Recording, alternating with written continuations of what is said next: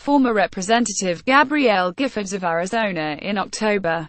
She survived an assassination attempt in 2011. J. Scott ApplewhiteAssociated Press Buying. A wire-assembled gun is a process subject to a host of regulations and restrictions, especially in states like California that tend to be more stringent. But anyone can make a gun at home. The do-it-yourself route is often favored by gun enthusiasts, including hobbyists and competitive shooters. It can also be a path to gun ownership for felons and people with mental illnesses or who have been convicted of domestic violence. The Giffords Law Center to Prevent Gun Violence, part of the gun safety group founded by Gabrielle Giffords, the former representative from Arizona who survived an assassination attempt in 2011, is calling on two internet service providers to disable websites that sell materials and tools to create homemade weapons. Such weapons, often referred to as ghost guns, were used in a mass shooting in Northern California this month. The websites, ghostgunner.net and ghostguns.com, allow customers to bypass background checks and build unregistered firearms without serial numbers. The guns are legal as long as they are intended for personal use, according to the Bureau of Alcohol, Tobacco, Firearms and Explosives. Individuals cannot sell or distribute firearms unless they are licensed by the Bureau. Because homemade guns cannot be tracked, it's hard to know just how prevalent they are. Even so, in the United States, there has been a growing number of cases involving homemade guns, some of which were high-profile active shootings by precisely the sort of people who are prohibited from buying the weapons. Mark A. Tallman, who teaches at Colorado State University Pueblo's Center for the Study of Homeland Security, said in an email. It's a concern in other countries, too. In foreign jurisdictions with stricter controls, homemade guns are quickly becoming a more pressing problem, said Dr. Tallman, who has spent the last several years studying tracing data and DIY weapons. In Australia, for example, homemade guns are now conservatively estimated at 1,020% of illegal weapons seized by police. Kyle Martin, the president of Ghost Guns, said in an email on Sunday that his company follows all state and federal laws. "We deal with a lot of customers that are hobbyists," Mr. Martin wrote. The customers we have come into contact with usually already own firearms, have the mechanical skills to complete the manufacturing process and come from all walks of life, including many military and law enforcement. A spokesman for DreamHost, which hosts GhostGuns.com, said in an email on Saturday that the legality of the website's content was being reviewed. Shopify, the web host for GhostGunner.net, would not comment on individual merchants, a spokeswoman said in an email on Saturday, but will investigate material reported to us and take action if a merchant violated its policies. Ghost Gunner, which sells various gun components and machines used for gunsmithing, did not immediately respond to a request for comment. Cody Wilson, who runs the website, told the Associated Press that the company's products comply with federal regulations.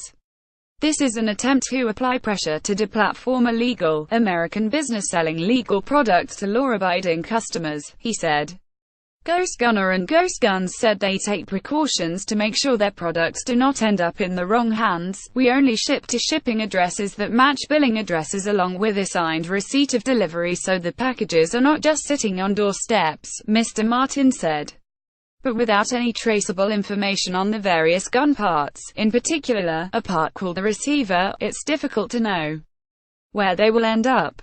Although completed lower receivers are regulated by the ATF just like a wire-assembled guns, the blank metal castings that can eventually be converted into a lower receiver are not.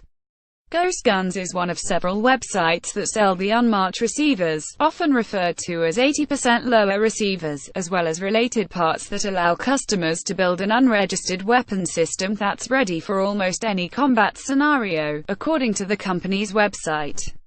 In 2015, 8 men in California were indicted on a charge of manufacturing and selling firearms without a license. Many of the guns did not have any identification markings and were made from blank lower receivers. A total of 238 firearms and silencers were recovered by ATF agents. In 2013, Michael Yarbrough of Corpus Christi, Texas, was sentenced to 10 years in prison for buying more than 900 parts kits and firearm receivers and selling AK-47 type firearms for transport to Mexico. In the United States, Drive.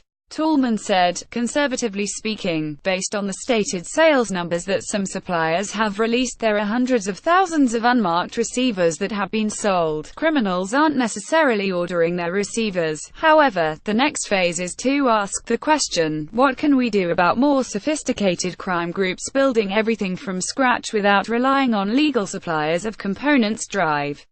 Tallman added, "Neither Ghost Gunner nor Ghost Guns has been linked with criminal activity, but the Giffords Law Center argued that they were engaging in dangerous conduct and facilitating unlawful activity. The two companies warrant attention because their marketing focuses on the anonymous, untraceable nature of the guns they allow to be made, and the many examples of ghost guns used in crimes," Adam Skaggs, chief counsel at the center, said in an email. Kevin J. Neal, the gunman in Northern California who killed 5 people and injured 12 this month before he was killed by the police, was prohibited from having firearms because of a restraining order. He made his own semi-automatic weapons at home. "I think this is going to be a growing problem, especially with the advent of 3D printed guns," Adam Winkler, a gun policy expert and law professor at the University of California, Los Angeles, said in a phone interview. An expanded assault weapons ban in California bars residents from owning or selling AR-15s equipped with bullet buttons, devices used to quickly remove the ammunition magazine, which means that making this type of gun at home will be illegal, too. California residents who possess such an assault weapon before 2017 can keep it as long as the weapon is registered. That prompted a surge in gun sales in 2016. "When you have prohibition or quasi-prohibition, that's the lever that pushes up homemade production," said David Kopel, the research director of the Independence Institute, a libertarian think tank, who is also an adjunct professor of law at the University of Denver. "We're now in a phase where that artisanal manufacture is going to become more important.